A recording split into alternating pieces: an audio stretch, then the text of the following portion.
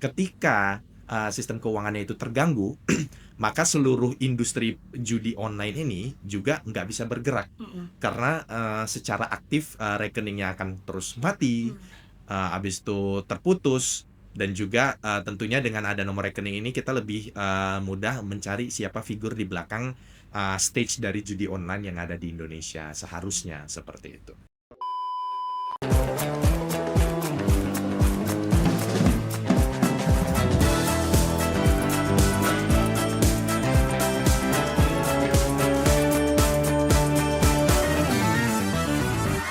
Halo Komers, kembali lagi di podcast yang episodenya selalu kalian tunggu-tunggu karena selalu membahas semua informasi menarik dan pastinya mendaging, apalagi kalau bukan Telekom Podcast.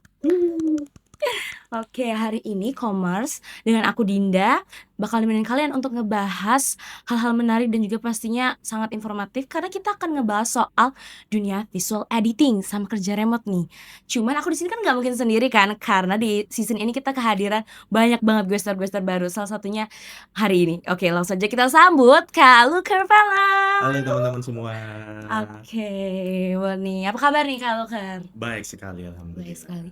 Jadi Komers, kalau kalian mungkin tahun lalu nih lihat nih konten di platform TikTok itu kayak misalnya jadi manajer di luar negeri umur 19 tahun get 50 juta yang banyak banget di stage. Inilah sosok aslinya teman-teman. Dan surprisingly adalah Kak Luker adalah seorang mahasiswa di Universitas Lampung dari prodi pendidikan ekonomi. Oke, kalau gitu kalau kan nih apa nih kesibukannya sekarang nih kalau boleh diceritain ke Komers, Pak? Oke. Halo teman-teman, jadi untuk kesibukan sekarang ya kebetulan sambil kuliah juga, belakangan ini seperti biasa ya kerja ya tentunya.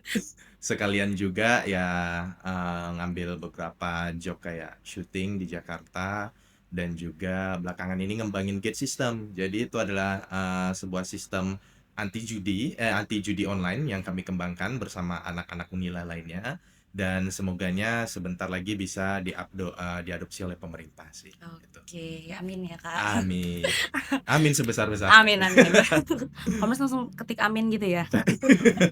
Oke, ngomong soal kakak nih di dunia visual editing, pasti nggak langsung kayak nge-boom gitu nggak sih Kak? Kakak kayak step by step. Kita boleh tahu nggak sih Kak, awalnya nih kakak nih terjun di dunia visual editing tuh dari mana atau apa sih yang nge-trigger kakak gitu? Mungkin awalnya yang nge-trigger dulu ya, itu super awalnya itu karena dulu dapat HP pertama itu pas zaman-zaman SMP tuh. Nah, itu pertama kali punya akses ke kamera, kan HP ada kamera kan. Iya. Dan di situ saya mulai ngebuat video-video kayak YouTuber pada masa waktu itu. Jadi dulu kayak ada Cakrelio, Edozel gitu kan, yang menginspirasi saya ngebuat konten-konten serupa. Nah, dari situ saya kayak asik-asik aja sih, dulu masih SMP kan, masih kecil. Dan di situ saya belajar tentang editing, kayak di aplikasi dulu ada namanya Viva Video, aplikasi editing, dan juga KineMaster. Oh Dan iya. di situ saya mulai belajar yang namanya editing dan sebagainya macamnya. Akhirnya saya terjun di bidang videografi ini, seperti itu. Oh, oke. Jadi awalnya itu kalau karena berarti dari mungkin awalnya iseng-iseng dikit nggak sih? Iseng-iseng Iya. kayak kok lama-lama seru nih ternyata, dan ternyata terus kebetulan setelah konsisten ditekuni itu Iya, ternyata menghasilkan cuan ya. betul Betul sekali. banget. Nah, terus dari situ berarti kakak gimana sih waktu dari YouTube gitu terus move coba nih gimana kalau kita coba ke taraf yang lebih luas dari Indonesia, lebih luas jangkauan gitu lah pokoknya. Kayak gimana kakak memulai karir di internasional gitu? Oke, jadi waktu itu kan YouTube kan sempat ke-suspend. Jadi YouTube saya waktu itu hilang, dan itu masa-masa baru masuk kuliah. Oh. Nah, dari situ saya mulai deh mikir kayak mana biar bisa saya ini ada pendapatan sambil berkuliah, seperti itu. Karena pertama expect-nya kan sambil nge-YouTube sambil kuliah. Cuma waktu itu karena ada halangan, saya mulai kepikir untuk mencari pekerjaan lain. Nah, di situ sebenarnya saya sempat cari job di Indonesia. Perusahaan-perusahaan Indonesia kayak di Jobstreet dan sebagainya macamnya. Cuma karena waktu itu ya masih muda ya, bisa dibilang masih baru masuk kuliah juga, mungkin company-company di Indonesia juga belum bisa trust saya untuk, bekerja di posisi sebagai video editor, seperti itu. Nah, dari situlah saya mulai bingung tuh, eee eee, bagaimana biar bisa menghasilkan uang. Sempat waktu itu juga dapat freelance, cuma Mhm. nggak lama dan juga bayarannya itu bisa dibilang ya di bawah standar lah. Jadi saya kepikir, kenapa saya nggak coba untuk, bekerja di company luar negeri. Saya waktu itu kan bisa bahasa Inggris juga, Mhm. dan juga udah sempat, bekerja freelance seperti itu di, beberapa company luar dan juga beberapa, sosial media influencer luar lah. Jadi Oh. saya kepikir kenapa saya nggak coba untuk kerja di, company luar negeri secara remote. Dan mulai saat itulah saya mulai mengumpulkan portofolio saya bangun website portofolio, dan akhirnya, ngelamar ke beberapa company yang ada di luar negeri. Dan waktu itu kebetulan ada company yang melirik, tertarik, ngerasa juga pekerjaan saya itu sudah memenuhi standar mereka, dan Mhm. akhirnya mulai saat itu saya bekerja remote sampai sekarang, seperti itu. Oke, jadi gitu Commerce, dia memulai kalau Kakak memulai untuk, karirnya nih di internasional. Tadi Kakak sempet mention kerja remote, otomatis kan kerjanya ini dari jauh ya, Kak. Iya, Nah, betul. terus apalagi sama, kolega-kolega yang dari luar negeri, itu Mhm, Kakak pernah kayak ngalamin kayak, apa ya, bottleneck gitu lah mungkin ya sama mmm, mereka, mhm. entah mungkin ngalamin culture shock or something gitu nggak, Kak? Kalau misalnya untuk culture shock, nggak ada yang terlalu spesifik sih, paling nggak ada basa-basi sih sama Oh, mereka, iya jadi ya, iya kalau lagi. ngomong itu selalu to the point. Kalau Heeh. misalnya meeting juga nggak lama gitu, atau Mhm. misalnya komunikasi ada berkaitan dengan pekerjaan juga, ya strip out lah semua basa-basi itu, nggak kayak di Indonesia seperti itu. Mereka lebih straight, to the point. Nggak lebih dari itu sih, cuma itu aja selama ini. Kemudian juga kalau misalnya bottleneck paling ya, kebetulan pekerjaan saya kan basisnya itu deadline ya. Jadi, Mhm. memang bekerjanya itu misalnya ada suatu pekerjaan, deadline-nya itu 2 atau 3 hari lagi, seperti itu. Dan memang nggak membutuhkan saya bekerja 24 jam di depan komputer, seperti itu. Jadi untuk bottleneck kayak misalnya permasalahan karena zona waktu yang berbeda Mhm itu mhm.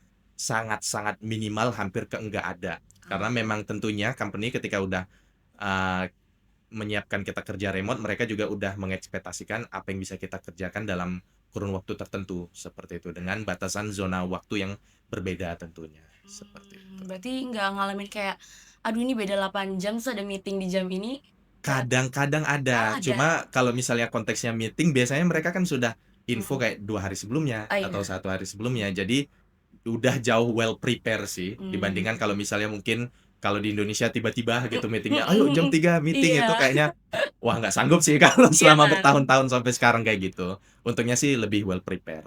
Oh, oke, Mhm. berarti nggak mengalami hal-hal yang, "Guys, nanti jam 3 kita meeting ya," langsung ibu bosnya udah ngabarin nih, Iya, enggak? enggak ada Oke. seperti itu.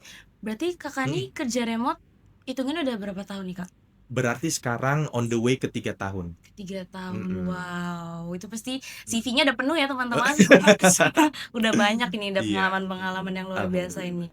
Terus kalau untuk editing visual nih, Kak, Mhm. Kakak biasanya tuh projeknya apa aja sih kalau boleh tahu?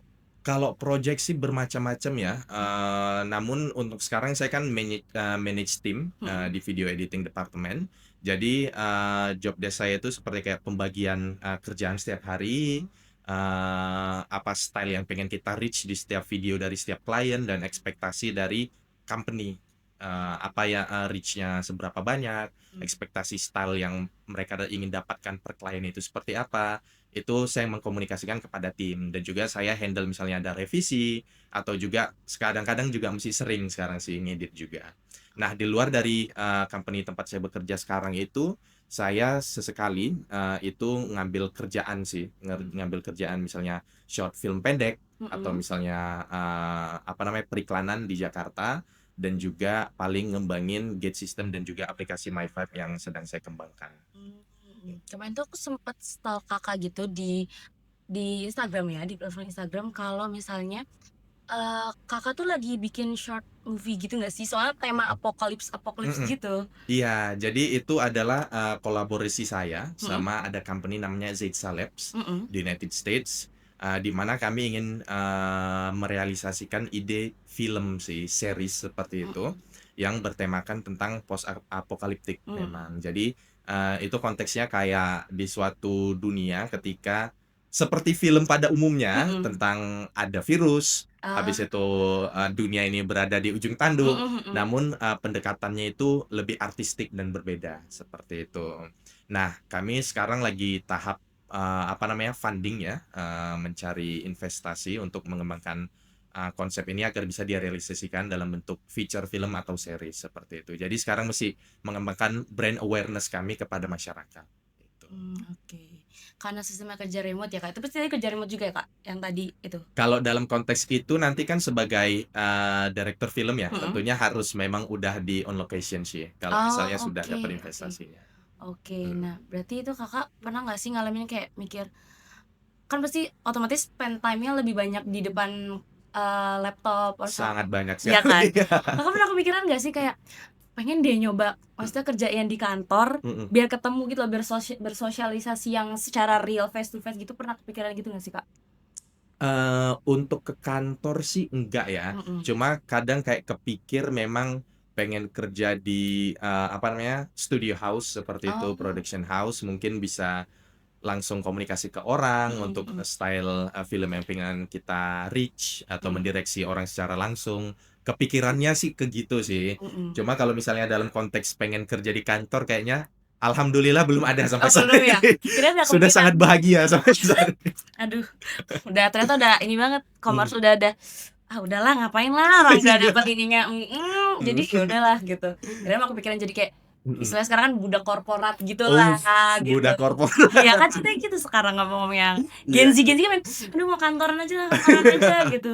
Tapi sebenarnya kayaknya kerja remote, Gen Z ya terutama yang sekarang Mhm Kak, itu kayaknya udah mulai pengen nyoba nggak sih? Soalnya mhm. aku tuh beberapa kali lihat konten kayak, eee, kerja remote while holiday in Bali gitu, kayak Mhm, enak banyak. banget gitu kan. Terus Mhm. pandangan Kakak gimana tuh soal kerja remote ini mungkin 5 sampai 10 tahun ke depan tuh? 5 sampai 10 tahun ke depan saya rasa ya Mhm, remote working ini bakal grow lebih banyak sih, mhm, sesuai dengan nanti, anak umuran kita juga lebih banyak mulai kerja kan, mhm, dan saya harapnya semoga ya company-company juga idenya lebih terbuka mhm, terhadap, ide kerja remote working ini. Karena ya sejauh ini mungkin orang masih, taunya kerja itu hanya harus di kantor, mhm, harus dilihat, terus-terusan, mhm, dipastikan kerja dan sebagainya macamnya. Ya semoga, company di Indonesia bisa lebih terbuka dan juga tentunya nanti dengan, apa namanya, remote job ini semakin banyak, tentunya, pasarnya juga lebih banyak, mhm, seperti itu.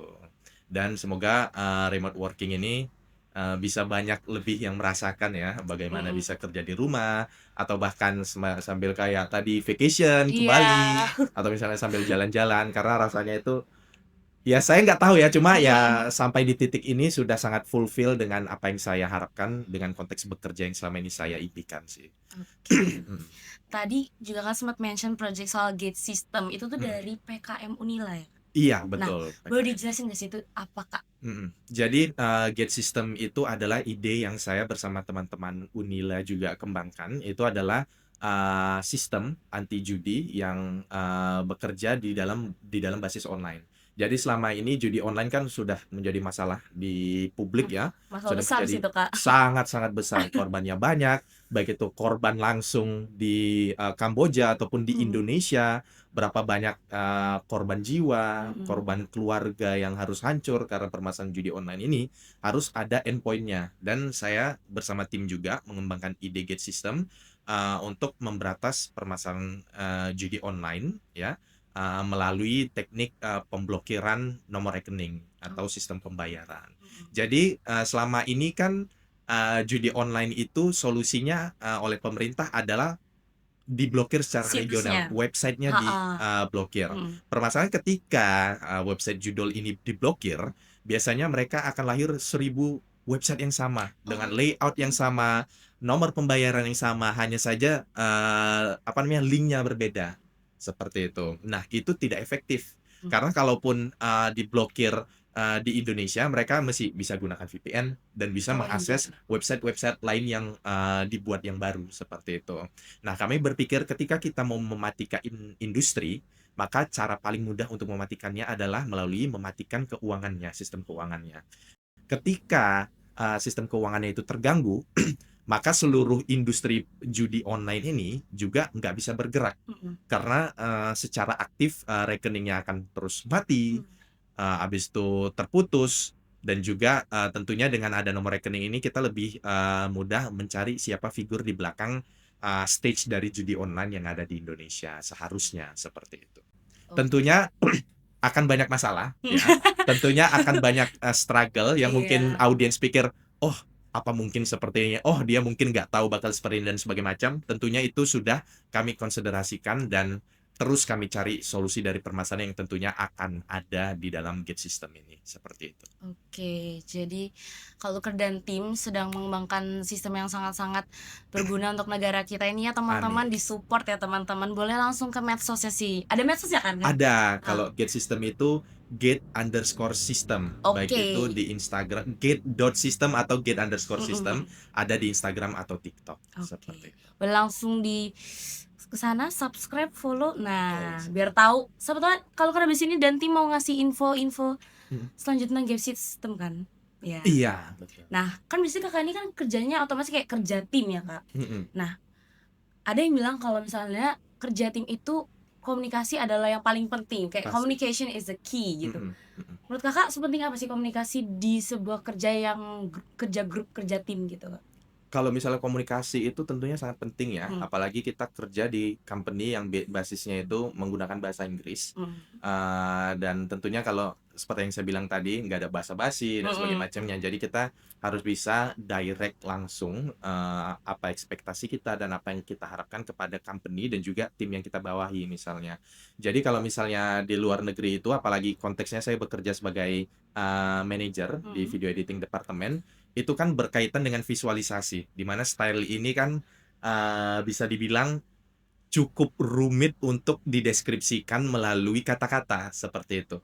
Jadi ya, sepertinya orang yang bekerja di bidang seni itu udah Hmm. ngerti lah ya, Iya. bagaimana sulitnya mengkomunikasikan style yang kita ingin sampaikan atau direksi yang ingin kita sampaikan. Jadi komunikasi sebaik mungkin itu sangat penting agar, tim itu bisa berjalan dengan baik dan memenuhi, keinginan daripada klien sih yang paling penting, seperti itu. Yes, berarti the real communication is key itu beneran ya, Kak? Sangat, lebih dari key itu Iya, sih. lebih dari key. Itu pintunya bisa dibilang, bukan key-nya lagi. Nih buat commerce nih yang mungkin baru masuk ke ilmu komunikasi, berarti kalian tidak salah tempat guys, benar, Betul. karena communication is the key. Oke Kak, misalnya nih Kakak kira-kira ada nggak sih kayak pesan-pesan buat teman-teman yang mungkin baru mau terjun nih ke dunia visual editing, kayak misalnya atau mungkin skill apa sih yang harus dipunyai untuk mereka untuk bisa lebih berkembang gitu? Oke, skill yang, bisa membuat kita berkembang kalau konteksnya kerja remote, Mm-mm. itu biasanya memang berkaitan dengan seni, Mm-mm. misalnya kayak video editing, seperti itu ya, graphic designer juga banyak sekarang, banyak juga kayak misalnya customer service Mm-mm. gitu, bisa dari Indonesia kalau misalnya komunikasinya bagus. Ada juga sekarang banyak, mentoring. Mentor, oke. Baik itu, mentoring, apa namanya, suatu program misalnya mengajarkan video Mm-mm. editing, fotografi, dan sebagainya macamnya. Bahkan juga, itu sangat terbuka sekarang ya, asalkan memang kita, bisa atau sesuai dengan, istilahnya spek yang diinginkan oleh, orang yang meng-hire kita, seperti itu. Dan Oke. juga ya komunikasi juga sangat penting, seperti Hmm. itu. Jadi Baik di bidang apapun pekerjaan. yes, betul banget. Mhm. Jadi, pesan-pesan Kakak nih untuk teman-teman untuk commerce yang mungkin Mhm. lagi nonton sekarang apa nih? Kayak misalnya, kalian harus ini nih, Kakak ada nggak tuh pesan buat mereka yang lagi nonton nih mungkin? Mhm. Kalau mungkin dari saya selalu nggak pernah berubah, saya Hmm. berharap, buat penonton Mhm. bisa mencapai mimpinya, bisa bekerja di passion yang mereka inginkan, di pekerjaan yang mereka impikan ya. Mhm. Karena bekerja di passion kalian, di hobi kalian, di pekerjaan yang kalian impikan itu akan jauh lebih bahagia, less stressful daripada bekerja di tempat yang nggak kalian inginkan, bukan Iya. passion kalian. Istilahnya kerja di passion kalian itu udah adalah surga dunia. Wow. Ya. Mhm. Oke. Jadi commerce kita asik banget nggak sih ngobrol sama Kalor kali ini, Terima tapi kasih. sayang banget nih teman-teman, kita hari ini udah sampai ke ujung segmen nih Kak, boleh dibilang. Kira-kira, eee, menurut Kakak kayak gimana sih, eee, anak-anak communication ini kira-kira bakal berkembang di dunia visual editing tuh buat commerce semua gitu? Mhm. Kalau visual editing banyak sekali ya, tentunya kalau Oke. misalnya kita editing video seperti itu, baik itu editing video atau graphic designer kan tentunya membutuhkan teks-teks yang perlu kita sampaikan ya, menyampaikan informasi, dari, apa namanya, video atau infografis yang ingin kita buat. Dan itu sangat membantu kalau misalnya komunikasi kita juga baik terhadap, expected audience nantinya, dan juga bisa kita pelajari aspek-aspek lainnya di bidang videografi dan apa namanya graphic design untuk membangun apa namanya branding kita atau style kita di sekitar penyampaian ide yang kita ingin sampaikan seperti itu. Oke. Sampai situ aja commerce kayaknya untuk kita ngobrol kali ini. Tapi kalau commerce misalnya mau bahas-bahas itu lagi, bisa langsung aja ke Instagramnya kalau karena. Oke, makasih teman-teman yang udah ada di sini untuk mendengarkan ini semua. Tapi jangan lupa tinggalkan jejak kalian di komen, like, subscribe, semua sosmed komunikasi Unila. Dan juga kalian juga boleh nonton episode-episode sebelumnya karena sama dagingnya, ya nggak sih? Betul Oke, sekali. terima kasih banyak ya Kak Iya, Miftah karena datang ke terima sini. kasih. Oke, kalau gitu kita say bye-bye nggak sih Kak? Oke, Boleh, oke. boleh sekali. Oke deh. See you commerce in the next See you next time episode. guys. Thank you.